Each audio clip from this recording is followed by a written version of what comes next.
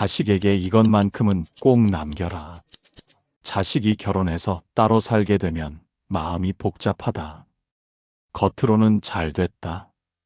이제 독립했구나 하지만 속으로는 내가 무엇을 제대로 남겨주었나 하는 생각이 자꾸 든다. 새벽에 잠이 깨어 빈 방을 보면 괜히 마음이 허전해진다. 아침상을 혼자 받으며 문득 깨닫게 된다. 자식을 위해 모은 돈도 별로 없고 물려줄 집도 마땅치 않다. 대학 등록금 내느라 빚만 늘었고 결혼 준비하느라 마지막 적금까지 깨어버렸다. 이제 와서 무엇을 남겨줄 수 있을까 싶어 마음이 무겁다. 통장을 들여다봐도 답이 나오지 않는다. 혹시 친구들은 어떨까 궁금해서 조심스럽게 물어보면 비슷하다. 우리 세대가 다 그렇지 뭐하며 쓸쓸한 웃음을 짓는다. 경제성장의 혜택은 윗세대가 다 누렸고 우리는 오르는 물가와 교육비에 허덕이며 살았다. 자식 하나 제대로 키우는 것도 버거웠는데 무슨 여유가 있었겠는가. 그 부모의 마음은 예로부터 산보다 깊고 바다보다 넓다 하였다. 그러니 이런 걱정이 드는 것은 사랑이 부족해서가 아니다. 세상이 변하고 살림살이가 달라졌기 때문이다. 옛날처럼 땅이나 집을 물려주던 시대가 아니라 모든 것이 돈으로만 해결되는 세상이 되었으니 말이다. 부모 노릇이 갈수록 어려워지는 건 당연한 일이다. 자식이 명절에 와서 밥상을 받으면 마음이 조급해진다. 더 주고 싶은데 이것밖에 못 차려서 하며 괜히 미안한 마음이 든다. 냉장고를 열어봐도 넣어줄 반찬이 마땅치 않다. 옛날 어머니들처럼 김치며 젓갈이며 한가득 싸주고 싶은데 그럴 형편이 안 된다. 손자가 학원비가 부족하다 하면 통장을 들여다보며 한숨이 나온다. 있는 돈마저 뺏어 주고 나면 다음 달 생활비가 걱정이다. 병원비도 아껴야 하고 약값도 줄여야 한다. 자식에게는 말하지 못하고 혼자 끙끙거리며 계산기를 두드린다. 이럴 때면 나이 드는 게 서럽다.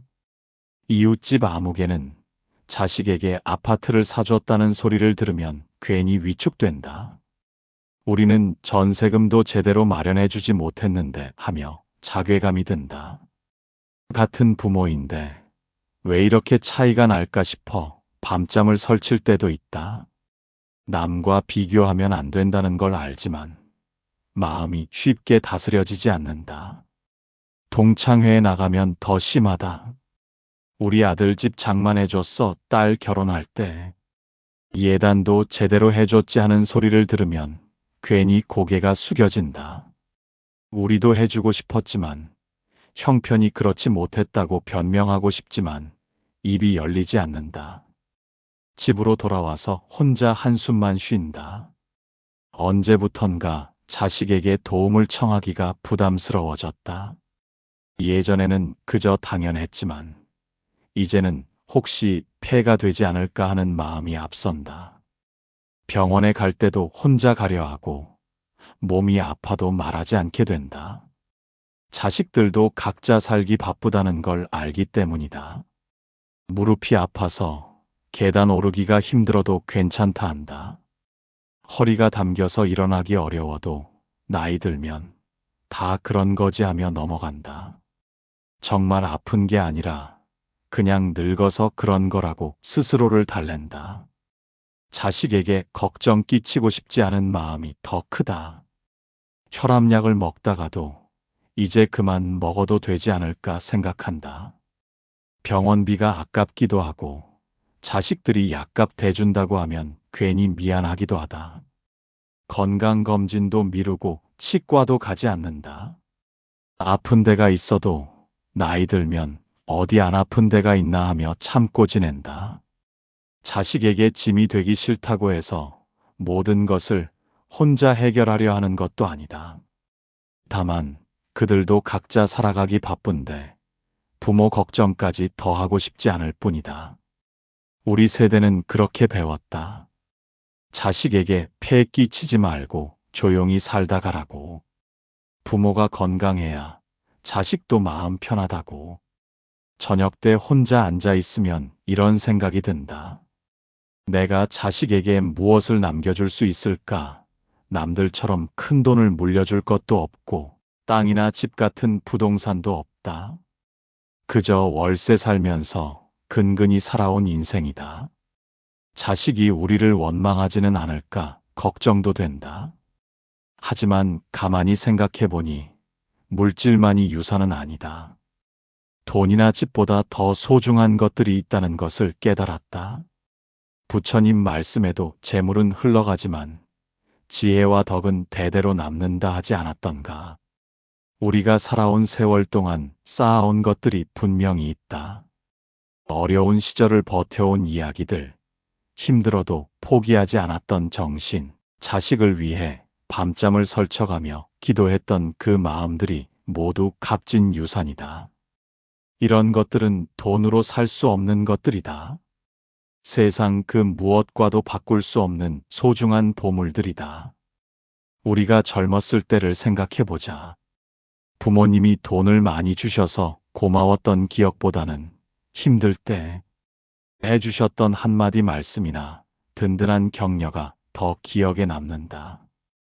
괜찮다. 다시 할 수 있다. 우리가 있으니까. 걱정하지 마라. 이런 말들이 얼마나 큰 힘이 되었던가. 자식들도 마찬가지일 것이다. 우리가 돈을 많이 주지는 못해도 살아온 이야기를 들려주고 삶의 지혜를 전해주면 그것이 더 큰 재산이 될 수 있다. 물질적인 것은 언젠가 사라지지만 정신적인 유산은 평생 남는다. 요즘 젊은 세대들이 쉽게 포기하고 힘들어하는 것을 보면 안타깝다. 조그만 시련에도 주저앉고 실패하면 다시 일어날 생각을 하지 못한다. 우리 세대가 어떻게 살아왔는지 모르기 때문이다. 보릿고개 시절에도 굶지 않으려 애썼고 전쟁의 상처 속에서도 희망을 잃지 않았던 우리 부모님들의 정신을 알려줘야 한다.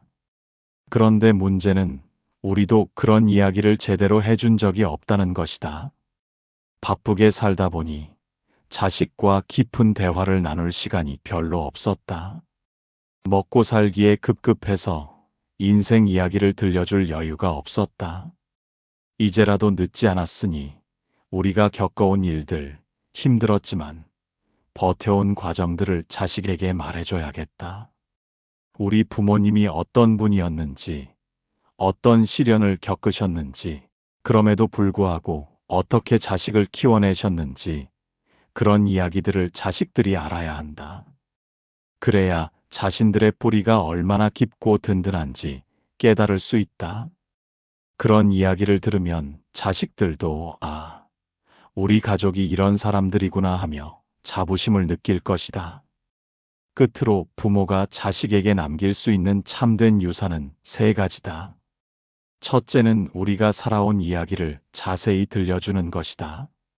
가난했어도 굴복하지 않았던 일, 병이 나도 포기하지 않았던 순간, 실패해도 다시 일어났던 경험들을 구체적으로 말해준다. 내 할아버지가 전쟁통에도 굴하지 않고 살아남으셨다. 아무것도 없는 상황에서 맨손으로 일어서셨다.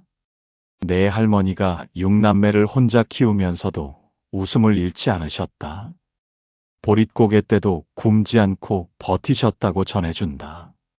우리 부모님이 어떻게 살아오셨는지, 우리가 어떤 어려움을 극복해왔는지 낱낱이 이야기해준다.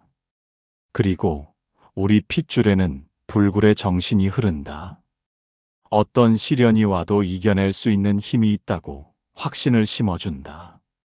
이것은 세상 어떤 고난이 와도 나도 할 수 있다는 믿음을 심어주는 힘이다. 자식이 인생에서 좌절할 때마다 이 이야기가 떠올라 다시 일어설 용기를 줄 것이다. 둘째는 우리 집안의 가르침을 정리해서 남기는 것이다. 거창하지 않아도 좋다. 우리가 평생 지켜온 원칙들, 중요하게 생각하는 가치들을 한두 문장으로라도 정리해서 전해준다. 남을 도우며 살아라. 베푼 것은 잊고 받은 것은 기억하라. 가족은 서로 등을 기대는 산이다. 누가 넘어져도 일으켜 세워라. 정직하게 살면 하늘이 돕는다. 거짓으로는 한순간 속일 수 있어도 평생 속일 수는 없다 같은 우리만의 철학을 남겨준다. 매일 저녁 자식과 앉아서 이런 이야기를 나눈다. 밥상머리에서 산책하면서 함께 차 마시며 자연스럽게 들려준다. 자식이 인생의 갈림길에서 헤맬 때 부모의 목소리로 들려오는 이 한마디가 올바른 길로 이끌어줄 것이다. 돈은 쓰면 없어지지만 이런 가르침은 손자대까지 이어진다. 대대로 물려줄 수 있는 진짜 가보다. 셋째는 늘 자식을 위해 기도한다고 말해주고 그 방법을 알려주는 것이다. 엄마는 매일 부처님께 내가 건강하고 행복하기를 빈다. 새벽에 일어나서도 잠들기 전에도 너를 생각하며 관세음 보살님께 기도한다. 아빠도 절에 갈 때마다 내 이름을 부르며 무사하기를 기원한다고 자주 들려준다. 기도하는 모습을 직접 보여주는 것도 중요하다. 아침마다 불단 앞에서 향을 피우며 우리 자식들이 건강하고 행복하게 살기를 빕니다 라고 기도하는 모습을 보여준다. 절에 갈 때도 함께 가서 이렇게 부처님께 절하는 거야. 마음속으로 간절히 빌어라고 가르쳐준다. 그리고 자식에게도 기도하는 방법을 알려준다. 힘들 때는 관세음 보살을 부르면 된다. 나무 관세음 보살하고 마음으로 외우면 마음이 편해진다. 부처님이 항상 지켜보고 계신다고 알려준다. 함께 절에 가서 예불 드리는 법도 보여주고 집에서 작은 불단이라도 모셔서 향을 피우며 기도하는 모습을 보여준다. 기도는 혼자 하는 게 아니야. 우리 가족 모두가 서로를 위해 기도하는 거야 라고 말해준다. 가족이 함께 기도할 때의 힘을 알려준다. 어려운 일이 생겼을 때 온 가족이 모여서 기도했던 경험들을 들려준다. 내가 수술받을 때 온 가족이 밤새 기도했다. 그래서 무사히 넘어간 거야 라고. 부모가 세상을 떠난 후에도 이 기도는 자식의 마음속에 살아서 든든한 버팀목이 된다. 혼자 힘들 때 부모님이 나를 위해 기도하셨구나 생각하면 용기가 날 것이다. 그리고 자식도 자신의 자식을 위해 기도하게 될 것이다. 이렇게 기도의 힘이 대대로 이어진다. 우리 모두 완벽한 부모는 아니다. 원하는 만큼 많이 남겨주지도 못하고 때로는 자식에게 실망을 안겨주기도 한다. 화를 낸 적도 있고 서운하게 한 적도 있다.